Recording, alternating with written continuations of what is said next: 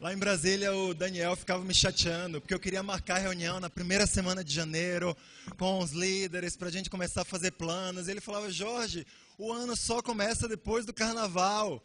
E a gente ficava brigando, ele ficava me pirraçando. Mas se eu tenho qualquer esperança do ano começar antes do carnaval, é aqui em São Paulo, amém? Vamos voltar a estudar o Sermão da Montanha, irmãos. No ano passado, nós passamos 8 cultos estudando as bem-aventuranças e hoje a gente vai continuar. Então vamos abrir nossas Bíblias em Mateus, capítulo 5. Tem um provérbio que diz que os pais são o orgulho dos filhos. Às vezes é difícil de crer nisso, né? Mas nós, pela fé, acreditamos que é verdade. Nossos filhos, de fato, eles gostam muito de nós. Eu lembro, até hoje, quando a Sofia e o João aprendem a fazer algo novo, ou quando eles recebem o elogio de alguém, a primeira pessoa que eles querem compartilhar somos eu ou a Ana. Querem chegar com um dever, ou falando do elogio, ou mostrar a habilidade. Eu lembro a Sofia era pequena e ela dançava, e aí ela vinha para a sala e falava, mãe, pai, bata palma para mim. E ela começava a dançar e a gente batia palma, ela ficava toda feliz. E aí, de novo, até não aguentar mais. Mas sabe, uma das razões pelas quais eu creio que os pais de fato são o orgulho dos filhos, é porque os pais naturalmente expressam muita visão pelos filhos. Os pais acreditam nos filhos. Se há alguém que acredita num moleque de 5 anos, todo desengonçado, que não sabe fazer as coisas, é o seu pai, amém? Nós acreditamos neles, nós incentivamos a eles, nós os treinamos a aprender novas habilidades. Eles sabem que de todas as pessoas no mundo, eles podem contar, acima de tudo, com seus pais. E nossa alma, ela foi feita para responder a incentivo. Ela foi feita para responder de forma que quando alguém tem visão por nós, nós crescemos, nós respondemos a essa visão. Quando alguém acredita em nós, o melhor de nós sai. E a gente tem vontade de agradar essa pessoa, não é verdade? A gente tem vontade de fazer o melhor e ir 2 quilômetros, quando o natural seria ir 1 só. Adoramos quando alguém tem visão por nós. Quando alguém acredita que nós podemos alcançar sonhos, que nós podemos fazer coisas relevantes nessa vida. Há muitas maneiras que nós podemos expressar visão uns pelos outros. Nós podemos elogiar as pessoas, nós podemos incentivar as pessoas, nós podemos inclusive repreendê-las com amor quando vemos elas fazendo algo errado, porque acreditamos que elas podem fazer melhor do que estão fazendo. Mas sabe, uma das maneiras particularmente mais efetivas de nós demonstrarmos visão para outra pessoa é darmos responsabilidade a ela. É pedirmos algo que só alguém importante, só alguém relevante poderia fazer. Quando recebemos uma responsabilidade assim, algo em nós nos comunica, uau, eu posso fazer isso, eu sou capaz. Alguém acredita que eu posso fazer algo difícil, algo importante nesse mundo. Deus é assim conosco. Deus nos dá responsabilidades, porque Ele quer comunicar para nós, você é útil, você é capaz. Você foi criado para fazer coisas incríveis nesse mundo. E por isso Ele pede coisas de nós. Não porque Ele está precisando, no sentido natural, de nós. Ele poderia fazer tudo estalando o dedo. Mas Ele quer que nós entendamos o propósito de termos sido criados. Deus criou o jardim do Éden e antes do homem pecar, Ele deu trabalho ao homem. Não é incrível isso? Para todos nós que não gostamos da segunda-feira, o trabalho veio antes do pecado. O trabalho faz parte do plano de Deus para nós, homens e mulheres. Deus quer que a gente seja útil, que a gente se envolva em projetos, em realizações. Deus quer que todos nós nos sintamos dessa forma. Deus deu ao homem a responsabilidade de dar nomes a todos os animais. E assim começa a história do relacionamento de Deus com os homens. Deus ama os homens, Deus quer resgatar os homens, mas não para ser seu bichinho de estimação que só recebe carinho. Deus quer dar trabalho aos homens. Não porque Ele é um Senhor cruel, mas porque Ele quer comunicar visão por nós. Um Deus que, por ser todo-poderoso, poderia fazer tudo sozinho, mas que decidiu não fazer as coisas assim, decidiu trabalhar de forma cooperativa conosco.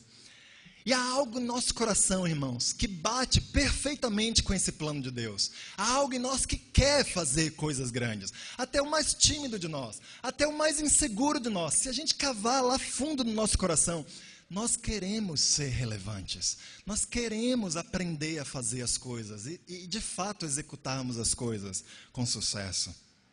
Nós fomos criados com um desejo inerente, está lá dentro de nós, de recebermos glória e honra. E não é errado querer receber glória e honra. É errado querer receber glória e honra no momento errado e das pessoas erradas. Mas Romanos afirma que para aqueles que desejarem receber glória e honra e imortalidade, Deus vai dar glória e honra e imortalidade a essas pessoas. Deus quer que a gente sonhe, Deus quer que a gente queira realizar coisas nesse mundo. E quanto mais relevante for a tarefa em mão, mais gratificação nós vamos sentir ao completá-la. Sabe, milhares de anos depois do Éden, Deus continua demonstrando a sua visão por nós, aqui nesse sermão da montanha. Jesus pregou esse sermão, alguns estudiosos acreditam que talvez em vários dias e não só em uma sentada. E esse sermão é considerado a constituição do cristianismo. Aqui estão os princípios de moral e de ética principais da vida cristã. Se a gente quer aprender como eu devo viver, como que um cristão se parece, o Sermão da Montanha é um ótimo lugar para nós obtermos um raio-x de como deveria ser nossa vida se nós queremos agradar a Deus. E vamos ler aqui, eu quero pedir que vocês abram suas Bíblias em Mateus 5, no versículo 13. Vamos ler do 13 ao 16.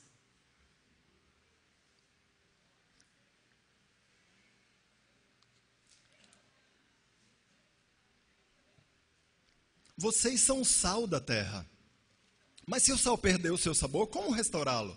Não servirá para nada, exceto para ser jogado fora e pisado pelos homens. Vocês são a luz do mundo. Não se pode esconder uma cidade construída sobre um monte. E também ninguém acende uma candeia e a coloca debaixo de uma vasilha. Ao contrário, coloca no lugar apropriado. E assim ilumina todos os que estão na casa. Assim brilha a luz de vocês diante dos homens, para que vejam as suas boas obras e glorifiquem ao Pai de vocês, que está nos céus.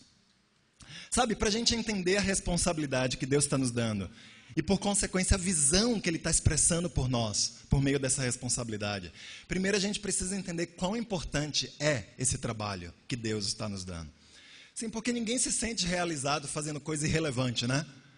Você não se sente muito útil se o trabalho qualquer pessoa poderia fazer, ou é uma coisa que não vai ter propósito, não vai ter utilidade. A gente precisa entender a seriedade da tarefa para nós podermos sentir a relevância e nos sentirmos especiais. E Deus aqui não está nos chamando para fazer um trabalho irrelevante. Pelo contrário, Ele está chamando cada um de nós a suprir aquela que é a necessidade mais importante aos seus olhos. Que necessidade que é essa? No versículo 16, ela fala: a necessidade de que as pessoas glorifiquem ao Pai que está nos céus. Sabe, o ser humano foi criado para ser adorador. Nós não precisamos acreditar em um Deus para precisarmos adorar alguma coisa. Todos nós adoramos alguma coisa aqui nesse salão. Pode não ser o Deus eterno, pode ser um relacionamento, pode ser um sonho, pode ser um objetivo de vida. Mas todos nós, todos os seres humanos são adoradores de algo. A gente adora aquilo que a gente serve. Aquilo no qual a gente gasta nosso tempo, nossa energia, nossos prazeres. Esse é o nosso Deus. Ou a gente adora Deus, o Deus eterno, ou a gente adora coisas que estão aqui nesse mundo. O conforto, o prazer emocional, o dinheiro, o poder. Tudo que a Bíblia, na verdade, chama de ídolos. Porque, afinal de contas, os ídolos de pedra, a quem as pessoas se curvavam, isso pertence a 2, 3 mil anos atrás. Os ídolos modernos são um pouco mais sofisticados, mas não deixam de ser ídolos igualmente. E desde o início dos tempos, Deus luta para obter a adoração dos homens para Ele. Por que Deus faz isso? Jeremias 2, versículo 5, fala que as pessoas seguiram ídolos sem valor. E assim elas se tornaram, eles próprios, sem valor. Há um princípio bíblico de que nós nos tornamos igual àquilo que nós adoramos. Se nós adoramos o Deus eterno, nós nos tornamos parecidos com o Deus eterno. Nós vamos adquirindo características do Deus eterno que adoramos. Se nós adoramos o dinheiro, o conforto, o prazer, nós nos tornamos como esses ídolos que nós adoramos. E por isso Deus quer a adoração de cada homem, de cada mulher. Porque Ele quer que nós nos tornemos parecidos com eles. Ele quer que nós tenhamos amor, como há amor em seu coração. Ele não quer ver nossa alma sendo destruída e se tornando sem valor como as coisas desse mundo. Porque as coisas desse mundo, todas vão ser destruídas um dia. Assim é o valor das coisas daqui. Elas não duram. E Deus quer que todos nós duremos. Deus quer que todos nós tenhamos a vida eterna ao seu lado.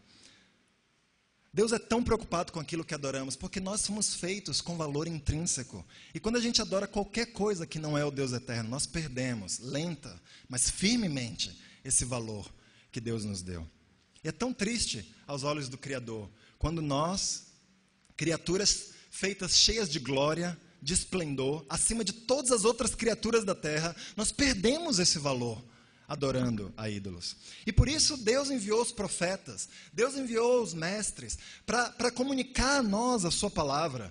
Por isso Deus enviou seu Filho para que fôssemos salvos, para que nós glorifiquemos o nome do Pai e nós o adoremos. E por isso, e com isso, tenhamos valor. E por isso Ele comanda a cada um de nós, que somos seus discípulos, a irmos fazer diferença na vida de outras pessoas, para que nós, discípulos, que já glorificamos o nome do Pai, também façamos outros discípulos, que por sua vez vão glorificar o nome do Pai. Sabe, Jesus acredita em você. Por isso Deus nos dá a responsabilidade de sermos sal e luz na vida das pessoas. Por isso Ele confia tão grande responsabilidade para nós. Ele está nos comunicando que Ele acredita, irmãos, que nós podemos fazer discípulos. Amém? Ele acredita que nós podemos viver nossa vida de tal maneira que a gente vai ajudar o resto do mundo a conhecê-lo. Ele confia em nossas mãos o trabalho de representar o seu nome.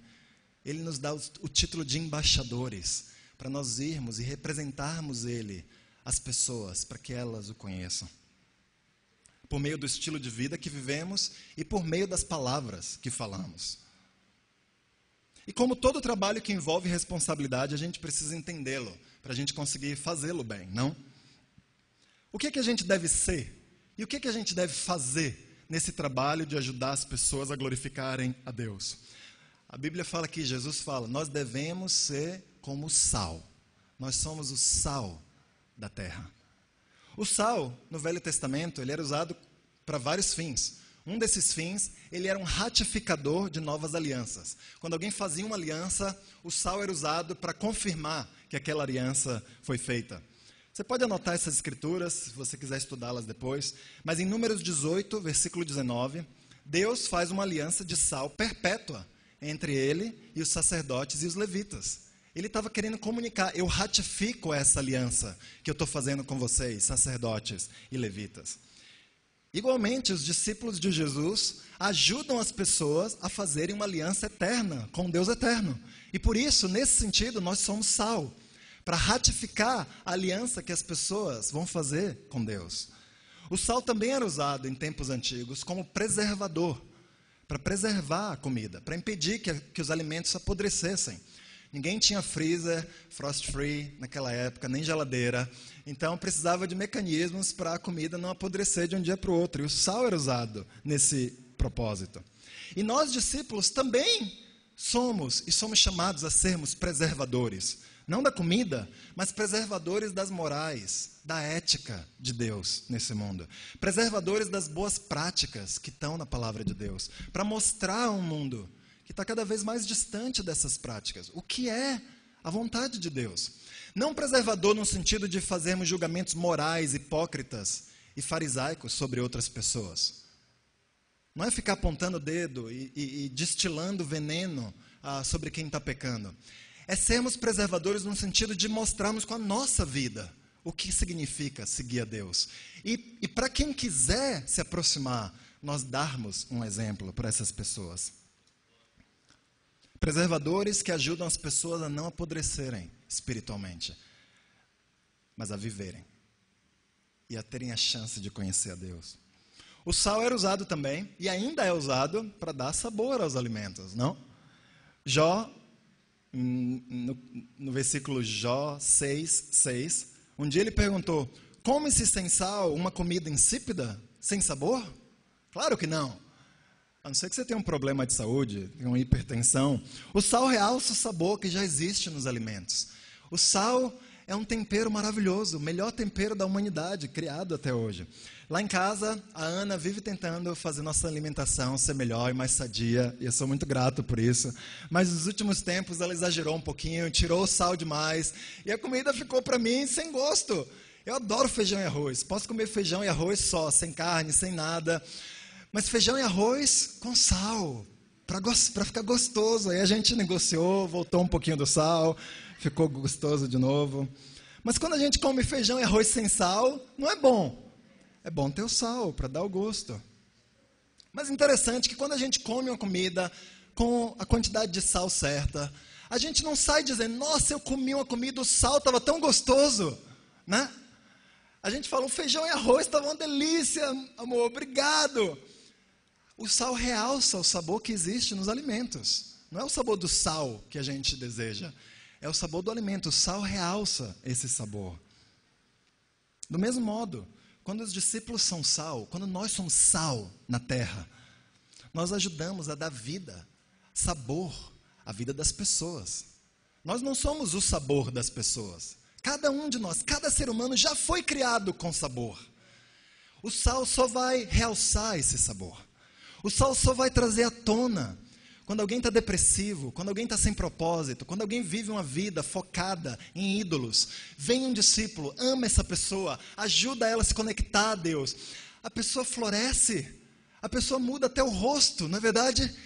Isso aconteceu com vários de nós, e a gente vai ver isso acontecendo com muitos e muitos ainda. A vida da pessoa muda, porque o sabor que existia lá floresceu. E Deus usou nós, que somos o sal da terra, para fazer esse sabor florescer. No entanto, há um outro uso do sal no Velho Testamento, que não é muito bom.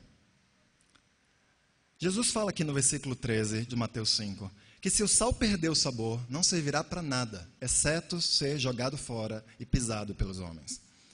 Sabe, no Velho Testamento, o sal, quando era jogado em cima de uma terra, marcava essa terra como estéril, como morta. Você pode verificar isso lá em Deuteronômio 29, versículo 23. Sabe, o sal em cima de um campo era o símbolo de morte, de falta de vida, de vitalidade. Do mesmo modo, se nós, discípulos, perdermos a salinidade, se nós, discípulos, deixarmos de fazer discípulos, nós vamos morrer. Não há nada que possa mudar esse fato. Talvez alguns de nós aqui estamos brincando com o perigo e estamos a tempo demais sem seriamente lutarmos para convidar pessoas, para falar de Jesus para as pessoas, para convidar as pessoas para estudarem a Bíblia. Você está brincando com o perigo. Ou nós nos arrependemos e voltamos a fazer discípulos, ou nós vamos morrer. Um discípulo que não faz discípulos, isso continua sendo bíblico, é uma contradição. Parte essencial de ser um discípulo é fazer outros discípulos. Amém? No trabalho de ajudar as pessoas a glorificarem a Deus, além de sermos sal, nós precisamos ser luz. Jesus falou: vocês são a luz do mundo. O propósito da luz em todos os tempos é o quê? Iluminar. É tirar as pessoas da escuridão. Mas há outros propósitos. A luz afasta a confusão. Satanás é o autor da confusão. Em Tiago 3, versículo 16, a Bíblia fala que onde há inveja e ambição egoísta, aí há confusão e toda espécie de males. Sabe, quando a luz dos discípulos brilha sobre um coração em confusão, as coisas se ordenam, a vida começa a fazer sentido, as prioridades se encaixam, As pessoas que antes não sabiam o que fazer, como melhorar o casamento, a vida, o trabalho, ter propósito de vida, começam a entender, uau, então é isso, em primeiro lugar eu busco a Deus, em segundo lugar eu me relaciono com outros cristãos, e aí eu vou obedecendo todos os mandamentos e as coisas vão dando certo, e vão se encaixando, a confusão vai embora, porque é isso que a luz faz, deixa tudo ordenado. Você se sente dividido hoje? Alguns de nós aqui não somos discípulos. E eu lembro quando eu estava numa reunião como essa, 16 anos. Eu me senti extremamente confuso. Eu não sabia o que fazer. Tinha tantas coisas que o próprio Deus já tinha me dado, mas eu não sabia como entender e como organizar a minha vida naquele momento. E quando eu comecei a estudar a Bíblia, a confusão se foi. E as coisas ficaram claras pela primeira vez em minha vida. Sabe, se você se sente confuso sobre o que fazer, sobre o que é certo, o que é errado, que tal chamar a pessoa que te convidou? Que tal pedir para alguém aqui, vamos estudar a Bíblia? Que tal se aprofundar nas Escrituras, para obter um sentido do que é certo, do que é errado, do que Deus quer de nós? Isso nos leva a outra função da luz. A luz expõe nossos corações. Em 1 Coríntios 4, 5...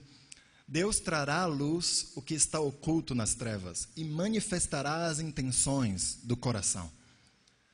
Sabe, nossos corações são as caixinhas pretas. Só nós, e às vezes nem nós mesmos, conhecemos o que está dentro lá. Há tanta coisa que a gente prefere nem encarar sobre nosso próprio coração. Há algumas coisas que a gente encara, mas a gente tem medo de que outras pessoas saibam. Porque a gente teme de que as pessoas vão deixar de gostar de nós. De que as pessoas vão se afastar de nós. Se elas realmente nos conhecerem profundamente, elas não vão ser mais nossas amigas. No entanto, o que a Bíblia ensina que vai acontecer se nós deixarmos a luz brilhar sobre nosso coração é exatamente o oposto. Eu era cristão novo e eu ouvi alguém falando sobre isso, expondo isso, e eu decidi colocar isso à prova.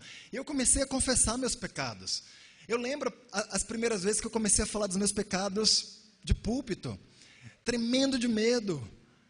E a reação que as pessoas tinham era exatamente contrária à que eu esperava naturalmente. As pessoas pareciam me respeitar mais, depois de eu falar as coisas mais terríveis do meu coração. As pessoas pareciam se aproximar de mim, em vez de se afastar de mim. Porque é isso que a luz faz. A gente fala das coisas más do nosso coração, e aí a gente se identifica um com o outro. A gente cai em si e fala, uau, você é exatamente como eu, porque eu também tenho coisas más no meu coração. Então eu tenho aqui alguém real, alguém que eu não preciso botar máscaras para ser diferente do que eu sou de verdade. E todos nós, irmãos, temos partes incríveis de nós, mas todos nós temos partes que não são incríveis, que a gente quer esconder. E é tão melhor se a gente deixa a luz brilhar sobre o nosso coração e deixar as pessoas verem quem nós somos de verdade. A luz de Deus ajuda as pessoas a reconhecer seus pecados, a confessá-los a outras pessoas. Não por obrigação, por desejo de mudar, de ser outra pessoa. E quando alguém que está com esse desejo se expõe diante de Deus e diante de irmãos, ela está pronta para receber o presente da salvação. Ela está pronta para receber o que Deus quer dar para ela. E sabe, Deus confia a nós o trabalho de sermos essa luz no coração das pessoas.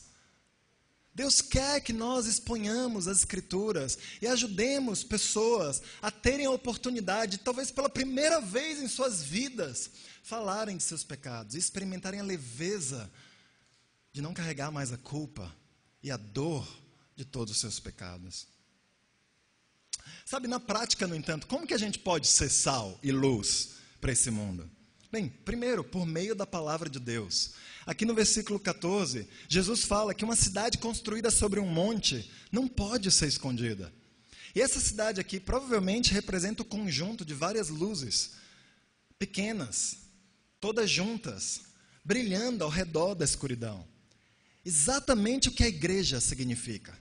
Quando nos reunirmos, somos um monte de luzinhas pequenas, mas que juntas causam grande impacto ao nosso redor. O ponto aqui é que a igreja foi construída sobre um monte. Ela está num plano mais elevado. Não porque nós somos melhores do que os outros, mas porque os padrões de Deus são melhores do que os padrões desse mundo.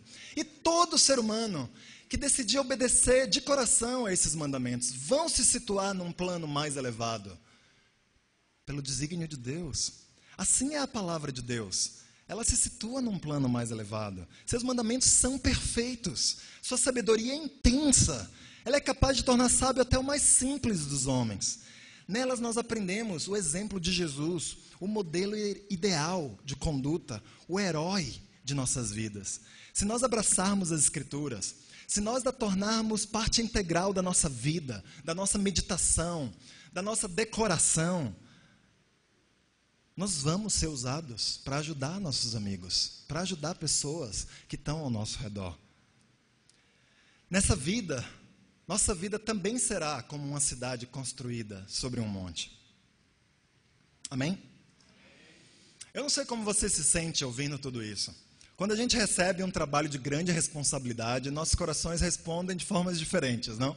Alguns ficam mais empolgados, é isso aí, vamos lá! Outros ficam mais pesados, meu Deus do céu, eu achei que essa próxima semana já ia ser difícil o suficiente, e agora eu tenho mais essa grande responsabilidade.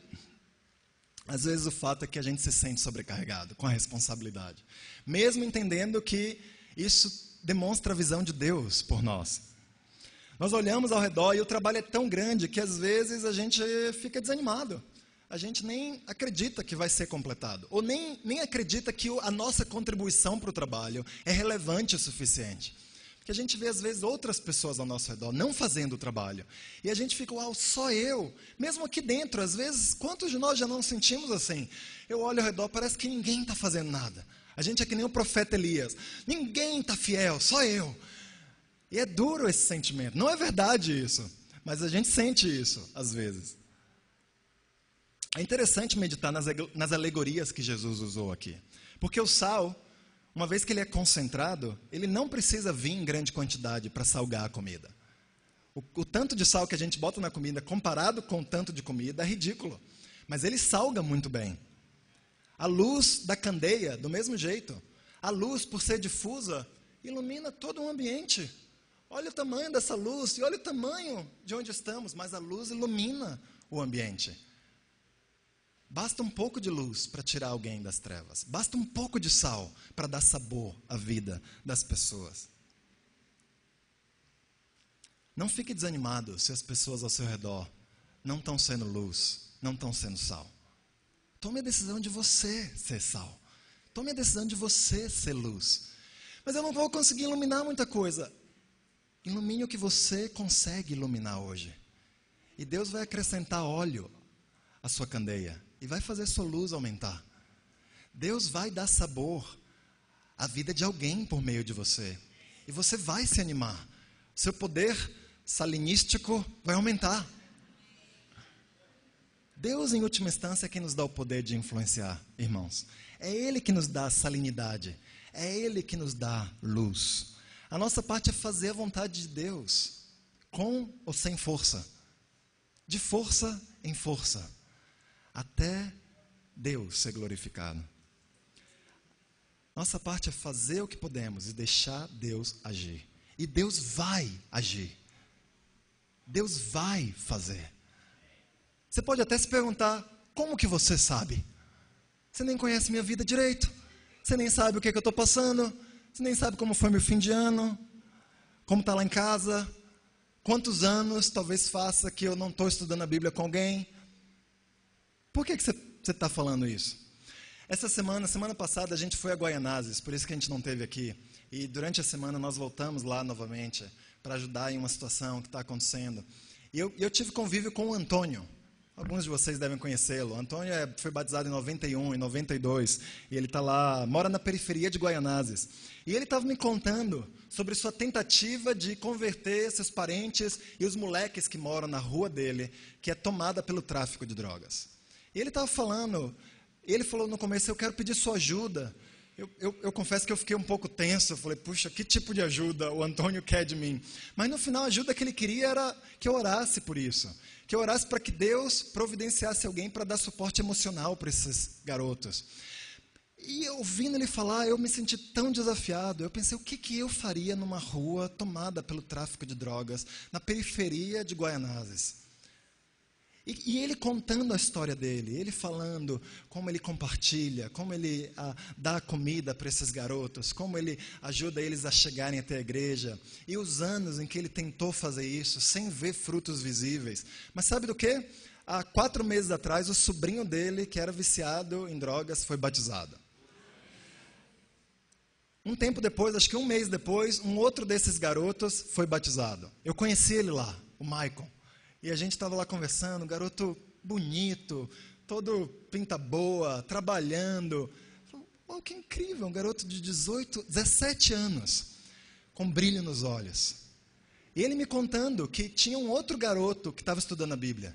E um outro que tinha acabado de começar domingo anterior, que era traficante de drogas, que estava estudando a Bíblia. Eu pensei, uau, basta um pouco de sal para dar sabor. Basta um pouco de luz para iluminar a vida das pessoas. Outro sentimento que pode vir com grandes responsabilidades é o medo da gente falhar. A gente quer fazer, mas a gente fica dominado. Mas e se eu não conseguir? E se eu falhar para com Deus? Eu não quero sofrer as consequências de um trabalho mal feito. E às vezes a gente fica com o desejo de ser mais excelente do que de tentar fazer algo aos olhos de Deus. Mas sabe, Deus nos dá grande encorajamento em sua palavra, de que se esse trabalho for feito à luz dos princípios bíblicos, ele não vai falhar. Esse trabalho tem suas bases não em nossas forças, tem suas bases nos princípios bíblicos. A certeza de que não vai falhar não está em nós, não está porque nós somos tão fiéis assim, porque não somos tão fiéis assim. A certeza está de que a palavra de Deus é infalível. E de que se a gente tentar, vai dar certo. Talvez a gente não consiga da primeira, da segunda. Mas se a gente tiver o coração de lutar e de continuar, em algum momento vai dar certo. Sabe, o trabalho de Deus não vai falhar, porque é o Espírito que convence as pessoas. Não somos nós. Nós somos um instrumento para ler as Escrituras para as pessoas, para aconselhar as pessoas. Mas o Espírito é, em última instância, quem convence. Em Marcos 4, 26, a Bíblia fala que nós lançamos a semente, que nós aramos a terra, mas é Deus quem a faz crescer. E o homem nem sabe como. É para nos deixar bem no nosso lugar mesmo. E graças a Deus que a gente não precisa saber como alguém é convertido. Mas a gente precisa lançar a semente. A gente precisa arar a terra. João 15, versículo 8, diz que Deus é glorificado pelo fato de nós darmos muito fruto. E eu entendo que fruto não são só pessoas sendo convertidas, e também envolve nosso crescimento espiritual, nossas mudanças, mas fruto também é pessoas convertidas. Também é quando vamos, compartilhamos e Deus muda o coração de alguém. Um fruto está nascendo aos olhos de Deus. E Deus é glorificado quando isso acontece, irmãos. Por isso vai dar certo, porque Deus deseja glória para o seu nome, para que mais e mais pessoas o conheçam. Esse trabalho não pode falhar, porque a semente é poderosa.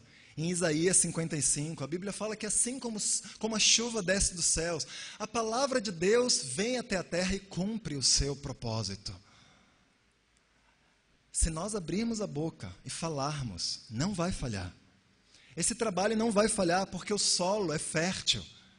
Em Romanos 8, a Bíblia fala que se a gente vive, Romanos 8, versículo 5, quem vive segundo a carne tem a mente voltada para a carne.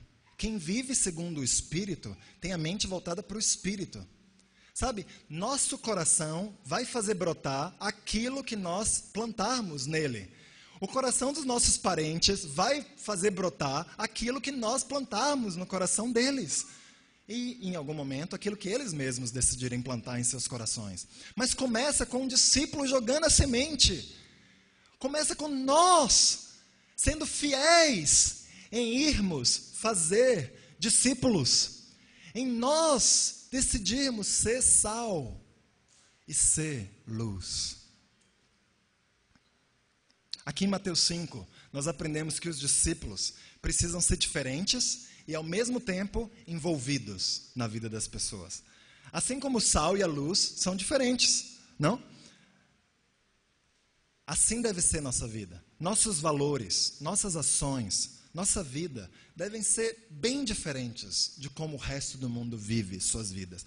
Porque se não for diferente, nós perdemos a luz. Se não for diferente, nós perdemos o sal. E a gente não consegue dar sabor a ninguém. A gente não consegue iluminar ninguém. Porque a gente se igualou. A gente se tornou parecido com quem já está na escuridão, com quem já não tem sabor. Por isso, sim, precisamos lutar em nossas vidas e na vida uns dos outros, para nós ajudarmos todos aqui a sermos sal, a sermos luz. Mas ao mesmo tempo que somos diferentes, nós precisamos estar envolvidos. A gente precisa estar bem próximo das pessoas que ainda não conhecem a Deus. Tem amizade mesmo com essas pessoas. E não temos um coração meio farisaico, que mantém as pessoas a uma certa distância, ou comunica para as pessoas com certas palavras ou ações que a gente está num degrauzinho maior.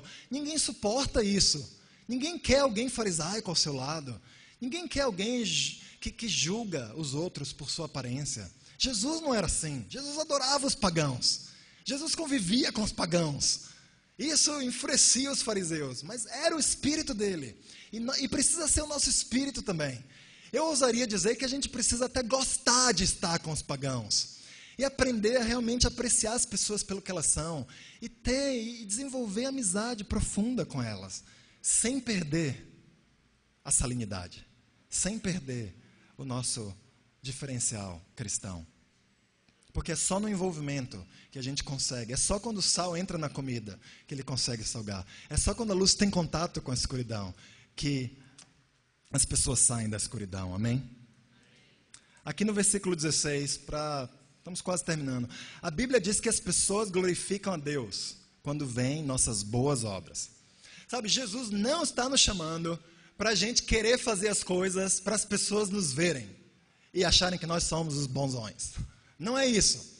Não é faça coisas boas para as pessoas acharem que você é legal. O que ele está dizendo é que se estamos com Deus, se somos sal, se somos luz, nós vamos fazer boas obras, amém? E o ponto é, se a gente estiver perto das pessoas, elas vão ver as boas obras.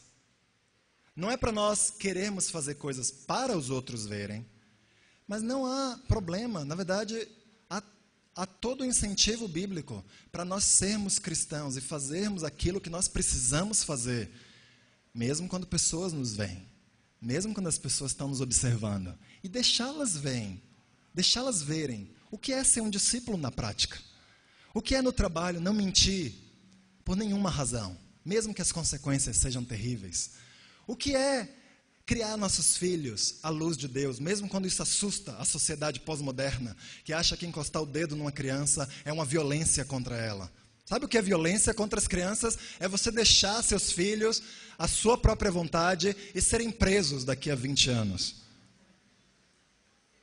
Vamos ser discípulos e vamos deixar as pessoas verem.